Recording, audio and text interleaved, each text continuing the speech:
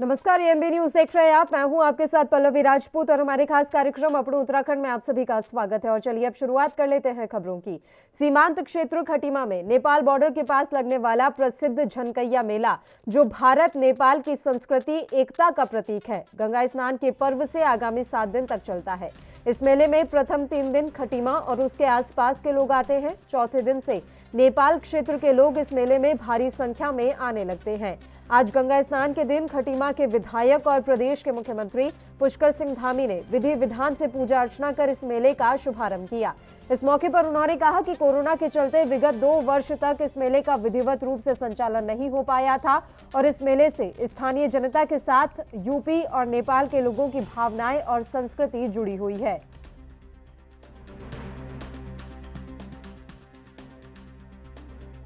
मेला हमारे यहाँ पर कई वर्ष बड़े धूमधाम से लगा होता है, लेकिन पिछले कुछ वर्षों से जब से कोरोना महामारी आई, कोरोना महामारी के कारण से पिछले सालों मेला बाधित रहा है। आज फिर से इस मेला प्रारंभ हुआ है।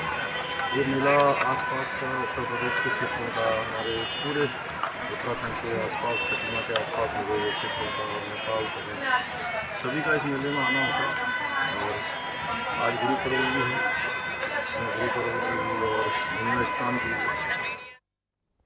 उत्तराखंड के राज्यपाल गुरमीत सिंह गुरु पर्व के अवसर पर प्रेमनगर देहरादून स्थित श्री गुरु सिंह सभा गुरुद्वारा में कीर्तन कार्यक्रम में शामिल हुए। इस दौरान अनाथालय में रहने वाली सिख बालिकाओं की शिक्षा भरण पोषण के लिए आर्थिक सहायता प्रदान करने की उन्होंने घोषणा की। राज्यपाल ने कहा कि वे बालिकाओं की एनडीए सीडीएस सिविल सेवाओं में अधिकाधिक भागीदारी चाहते हैं। इसके लिए वे निःशुल्क कोचिंग सुविधाएं उपलब्ध करवाने वाले संस्थानों को प्रोत्साहित करेंगे। राज्यपाल ने प्रधानमंत्री के करतारपुर साहिब कॉरिडोर को फिर से खोलने के निर्णय पर आभार व्यक्त किया है।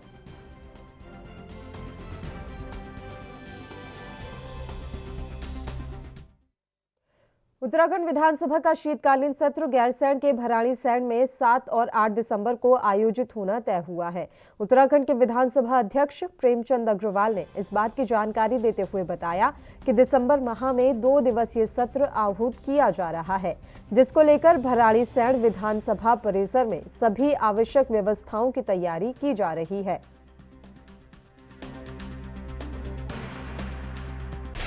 देखिए, सरकार की तरफ से जानकारी मिली है कि 7 और 8 दिसंबर को भराड़ीसैंण गैरसैंण में विधानसभा का सत्र होगा। निश्चित रूप से हम लोग तो पहले से तैयार हैं और ये भी स्वाभाविक रूप से हम कह सकते हैं कि ठंडा भी होगा, लेकिन हम सारी व्यवस्थाएं करेंगे। हमने अपनी तैयारियां प्रारंभ कर दी हैं, क्योंकि एक बार ये सत्र थोड़ा पहले होने की संभावना लग रही थी, लेकिन हम तैयारी में जुटे हैं और निश्चित रूप से हम बहुत अच्छा ये सत्र, चूँकि ऐसा भी अनुमान है कि इस कार्यकाल का अंतिम सत्र भी हो सकता है, तो इस नाते हम तैयारियां भी अच्छी। केंद्र के 3 कृषि कानूनों को वापस लेने के बाद उत्तराखंड के पूर्व मुख्यमंत्री हरीश रावत ने तंज कसा है। हरीश रावत ने कहा कि सारा देश, सारा जनमानस 3 काले कानून बता रहा था, जिसे किसान विरोधी कानून के रूप में सारा विश्व जान रहा था। आखिरकार किसानों की जीत हुई है, उन शहीद किसानों की आत्मा की जीत हुई है। उत्तराखंड के पूर्व मुख्यमंत्री हरीश रावत ने कहा है कि बीजेपी डैमेज्ड, फ्रैक्चर्ड पार्टी है और फ्रैक्चर्ड मेंटेलिटी कभी लीड नहीं करती है और इसका बीजेपी को कोई भी लाभ नहीं मिलने जा रहा है। इतना जरूर है कि देश इस बात को पूरी तरह समझ गया है कि लोकतांत्रिक संघर्ष जरूर जीतता है। देश के लिए यह गर्व का विषय है। वो अब डैमेज्ड, पूरी तरीके से फ्रैक्चर्ड पार्टी है और फ्रैक्चर्ड मेंटेलिटी कभी भी लीड नहीं कर सकती है और भाजपा को इसका कोई लाभ नहीं होने जा रहा है, कोई रिप्राइव उनको नहीं मिलने जा रहा है। हाँ, देश जरूर इस बात को समझ रहा है कि लोकतांत्रिक संघर्ष जीतता है और देश के लिए ये। प्रधानमंत्री नरेंद्र मोदी ने आज 3 कृषि कानूनों की वापसी का ऐलान किया है। पीएम मोदी के इस फैसले को लेकर हर जगह अलग अलग प्रतिक्रियाएं सामने आ रही हैं। उत्तराखंड के पूर्व मुख्यमंत्री त्रिवेंद्र सिंह रावत का कहना है कि पीएम नरेंद्र मोदी ने किसानों की भावनाओं का सम्मान किया है। उनका कहना है कि किसान कानूनों को कितना समझ पाए, कितना नहीं समझ पाए, लेकिन ऐसा लगता है कि वो समझ नहीं पाए। कुल मिलाकर 3 कृषि कानूनों को लेकर जिस तरह से किसान अपने कड़े रुख पर डटे रहे, अब केंद्र सरकार सरकार को अपने कदम वापस खींचने पड़े हैं। इस पूरे मामले को लेकर तमाम तरह की प्रतिक्रियाएं सामने आ रही हैं, लेकिन बीजेपी के जो नेता हैं वो अभी अपनी बात को साफ तौर पर रखने से झिझक रहे हैं। देखिए, माननीय प्रधानमंत्री जी ने जो निर्णय लिया है, तो मैं समझता हूं कि जो किसान इतने दिन से आंदोलनरत थे, जाने अनजाने वो कृषि कानूनों को कितना समझ पा रहे थे, नहीं समझ पा रहे थे। मैं तो यही कहूँगा कि वो नहीं समझ पाए उनके कृषि कानूनों को, और माननीय प्रधानमंत्री जी ने जो घोषणा की है, तो उन किसानों केंद्र सरकार द्वारा तीनों कृषि कानून वापस लिए जाने पर आम आदमी पार्टी के चुनावी कैंपेन कमेटी के प्रदेश अध्यक्ष दीपक बाली ने मुख्य चौराहे पर पार्टी कार्यकर्ताओं और किसानों के साथ मिलकर खुशी का इजहार करते हुए एक दूसरे को मिष्ठान वितरित किया। उन्होंने इस जीत को अन्नदाता की जीत बताया है और साथ ही उन्होंने प्रधानमंत्री नरेंद्र मोदी से पूछा है कि वह बताएं कि किसान आंदोलन के चलते जो 700 लोग अब तक मौत का शिकार हो गए, उनकी मौत का जिम्मेदार कौन है।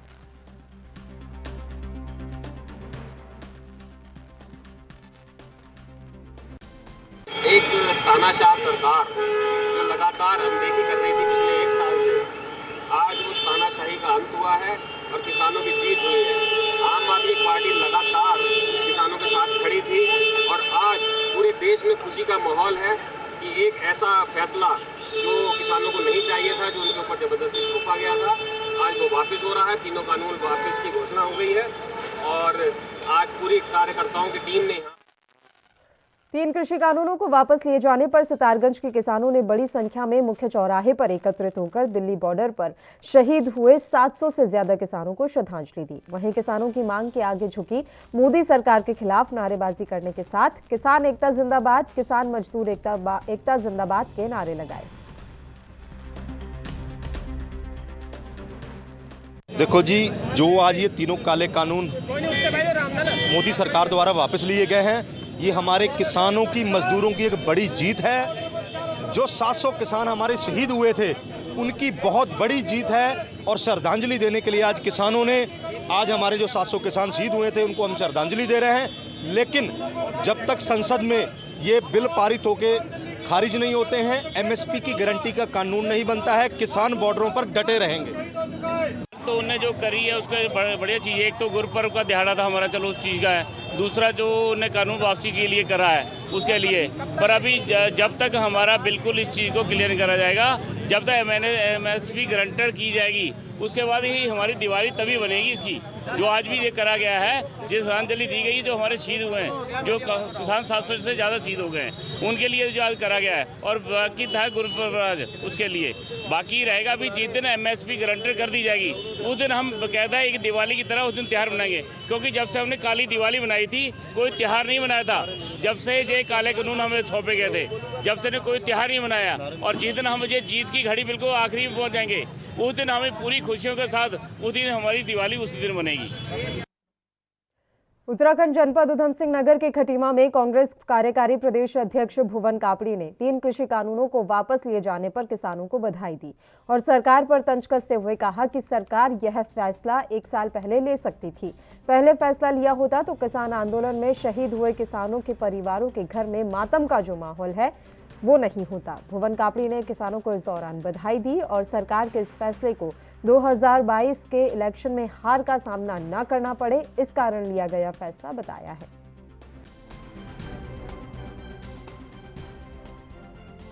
चाहूंगा कि आज किसानों की एकजुटता ने, किसानों के लंबे संघर्ष ने, 800 किसानों के बलिदान ने इस अहंकारी रावण रूपी सरकार को सर झुकाने में मजबूर किया है। मैं बधाई दूंगा हमारे हिंदुस्तान के किसानों को, भारतीय किसान यूनियन को और संयुक्त किसान मोर्चा को, जिन्होंने ये संघर्ष किया और इन्हें यह एहसास कराया कि वो कानून काला कानून है, जो हिंदुस्तान के इतिहास में काले अक्षरों में लिखा जाएगा। तो आज उसकी वापसी की घोषणा करी है और साथ ही किसानों ने ये संदेश दिया है कि हिंदुस्तान में अगर सारे हिंदुस्तानी एकजुट हो जाएं तो जो आज सरकारी संस्थानों को बेचने का ये काम कर रहे हैं उसके खिलाफ भी एक बड़ा संघर्ष खड़ा हो सकता है। जो हमारा युवा बेरोजगार है, जिसे रोजगार नहीं मिल रहा है, तो रोजगार की लड़ाई लड़कर युवा जो है रोजगार के लिए आगे बढ़ सकता है और हम सब एक होकर इस सरकार को उखाड़ फेंकने का काम करेंगे तो हिंदुस्तान में बेरोजगारी और महंगाई दोनों पर लगाम लगेगी। उत्तराखंड के खटीमा में 3 कृषि कानूनों को वापस लिए जाने पर किसानों ने मिठाई बांटकर और आतिशबाजी करके खुशी का इजहार किया।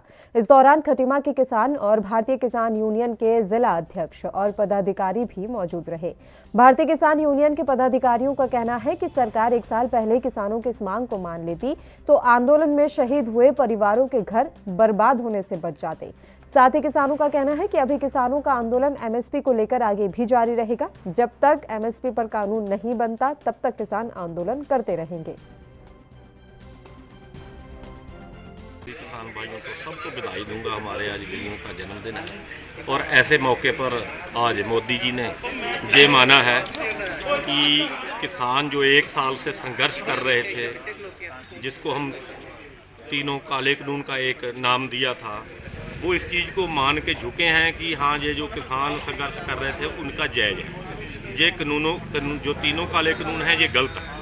तो ये बहुत बड़ी बात है जो मोदी जी इस चीज़ को माने हैं और उन्होंने वापस करने का निर्णय लिया है। हम उनका धन्यवाद करेंगे और हम ये भी कहेंगे कि वहाँ जो आंदोलन है वो तो तभी वापस होगा जब एमएसपी पर इसकी गारंटी बने और इस कानून को जो संसद में पास किया जाए तो घर तो किसानों की तभी वापसी होगी। बिल्कुल, देखो हमारे 800 से 900 किसान जो है शहीद हुए हैं और 1 साल से जो हम लगातार संघर्ष कर रहे हैं, अगर मोदी जी तुरंत मान जाते तो ये जो हमने अपने आज किसान गवा दिए हैं, ये किसान हम अपने नहीं गवाते। घरों के घर जो हमारे किसान भाइयों के उजड़ गए हैं, ये नहीं उजड़ते। हम गुरुपुरब की सभी को बधाई देते हैं।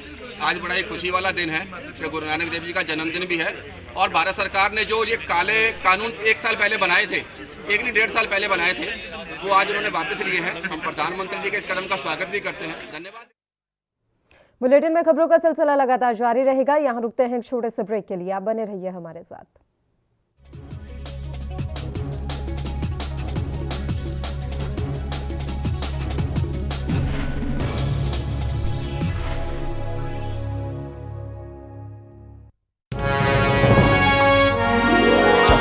विकास में अग्रसर सरकार, जनगण मन के हुए सपने अब साकार। उत्तराखंड में बाहर काम कर रहे युवा वापस लौटकर अपनी खेती से जुड़ रहे हैं। इसका मुख्य कारण है धामी जी की सरकार, जो किसानों के लिए बहुत अच्छा कार्य कर रही है। उत्तराखंड में प्रधानमंत्री किसान सम्मान निधि से किसानों को लाभ मिल चुका है और उन किसान महिलाओं में मैं भी एक हूँ। सरकारी योजनाओं से जुड़कर मैंने मशरूम की बहुत अच्छी खेती की है और बहुत अच्छा मुनाफा भी कमाया है। इन योजनाओं के लिए मैं उत्तराखंड सरकार को दिल से धन्यवाद देता हूँ। किसानों के संग है हम, उत्तराखंड है हम।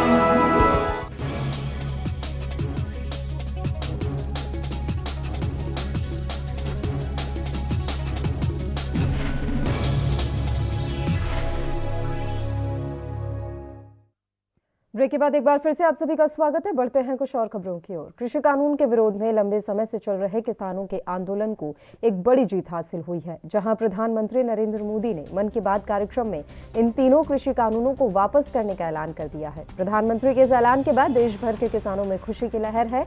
कहीं किसान मिठाई बांटकर तो कहीं आतिशबाजी कर अपनी खुशियों का इजहार कर रहे हैं। इसी खुशी का नजारा उधम सिंह नगर में भी देखने को मिला।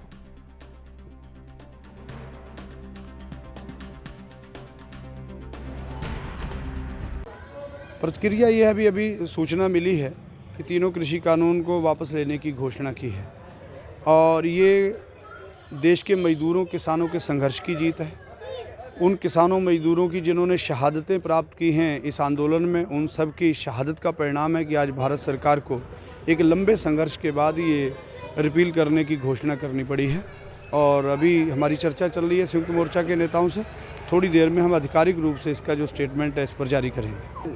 देखिए, ये अभी आगे की बात है। अभी सूचना मिली है कि उसमें बहुत से विषय हैं कि प्रधानमंत्री जी ने तीनों कृषि कानूनों को रिपील करने की बात की है और एमएसपी पर प्रभावी बनाने की बात की है, लेकिन उसको किस स्तर पर करेंगे और जो शहीद किसान हुए हैं, किसानों पर मुकदमे दर्ज हुए हैं पूरे देश भर में, उन सारे विषयों पर चर्चा करने के बाद संयुक्त किसान मोर्चा जो है वो आधिकारिक रूप से अपना स्टेटमेंट जारी करेगा। गुरु नानक साहब के अवतार दिहाड़े के ऊपर जो आज जो फैसला गवर्नमेंट ने दिया है, ये सभी किसानों, मजदूरों की और पूरे हिंदुस्तान की को इस फैसले की बधाई हो और इनकी किसानों मजदूरों की जीत है। लेकिन ये गवर्नमेंट का अच्छा फैसला है, लेकिन एक बात है कि बहुत देर से लिया गया फैसला है। ये फैसला बहुत पहले हो जाना चाहिए था। मजदूरों की और किसानों की हकों की लड़ाई थी, किसी की पर्सनल लड़ाई नहीं थी, कोई पर्सनल संघर्ष नहीं था। तो ये हम सरकार का धन्यवाद करते हैं।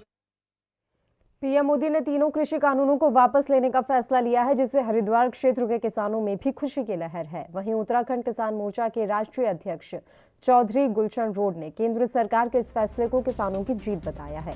आपको बता दें कि केंद्र सरकार द्वारा 3 कृषि कानूनों को लागू किए जाने के बाद से ही पूरे देश भर के किसानों में रोष देखने को मिल रहा था। साथ ही किसान पिछले लंबे समय से दिल्ली में आंदोलन कर बैठे थे और इसका विरोध कर रहे थे। वहीं आज प्रधानमंत्री नरेंद्र मोदी ने गुरु नानक जयंती के अवसर पर किसानों को बड़ी सौगात दी है, जिसको लेकर किसानों में खुशी का माहौल है।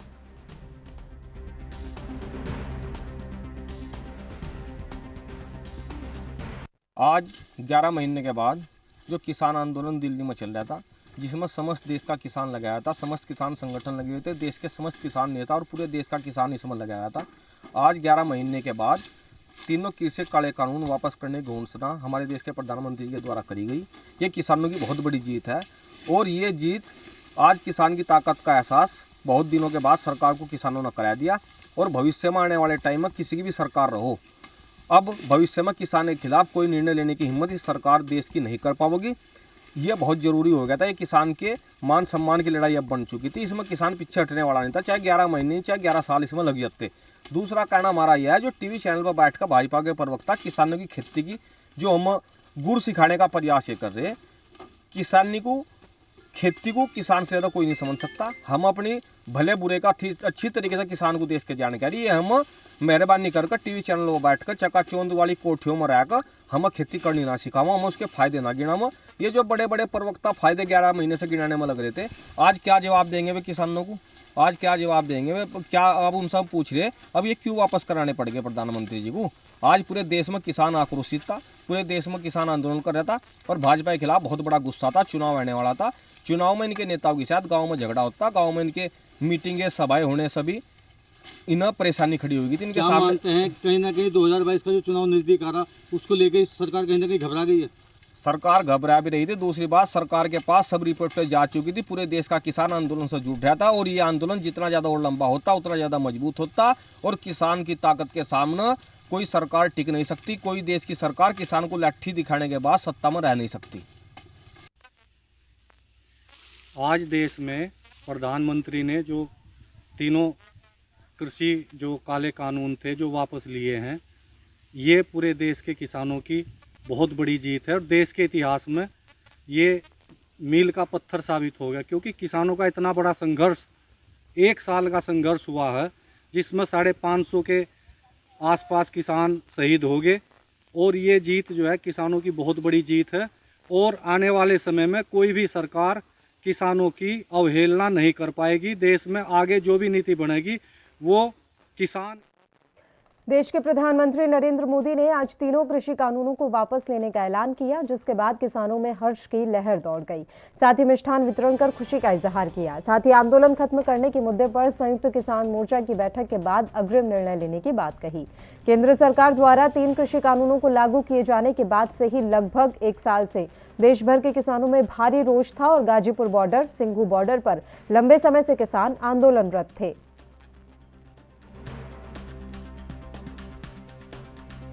जहाँ आज सबसे पहले तो गुरु पर्व है और सब पूरे देश को बधाई है, वहीं आज ऐतिहासिक फैसला जो किसानों के संघर्ष था, उसकी किसानों का जो खून बहा 700 से ज़्यादा किसानों का, उस खून का जो शहादतें थी वो कहीं ना कहीं आज एक रूप में, इस किरण के रूप में किसानों के सामने आई हैं।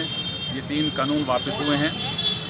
माननीय प्रधानमंत्री जी ने फैसला लिया है, हम स्वागत करते हैं। और कल इसकी बैठक है संयुक्त मोर्चे के साथी, क्योंकि MSP बड़ा मुद्दा है, न्यूनतम समर्थन मूल्य का मुद्दा भी साथ में है। उस पर क्या सरकार का स्टैंड है और जो तमाम और चीज़ें हैं, मुकदमे हैं, कई चीज़ें हैं, उन पर सब पे चर्चा होगी और फिर आगे का फैसला लेगा मोर्चा और मोर्चे में ही आगे की रणनीति। गुरु नानक जयंती गुरु पर्व के अवसर पर सारे विश्व के साथ ही लालकुआ क्षेत्र में भी आज सिख समुदाय के लोगों ने गुरुद्वारा में गुरु नानक देव जी का प्रकाश उत्सव बड़े ही धूमधाम से मनाया। इस मौके पर पहले अखंड पाठ का आयोजन हुआ, फिर उसके बाद प्रसाद वितरण के साथ गुरु का लंगर भी बटा। इस मौके पर भारी संख्या में श्रद्धालुओं की भारी भीड़ दिखाई दी।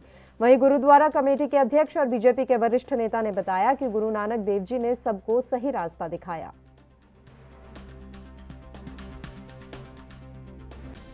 सिख समाज को गुरु गोबिंद सिंह जी ने बनाया।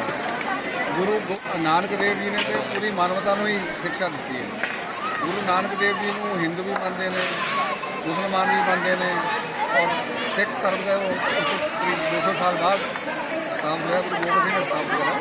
तो गुरु नानक देव जी ने तो पूरी आम जनता वास्ते आम लोगों के विचों भरम मिटाने वास्ते और लोगों को एक करने वास्ते सारी जिंदगी अपना प्रचार किया। उनका सारी अपने देश के नहीं विदेशों के उन्होंने अपना जन्मदिन मनाया गया।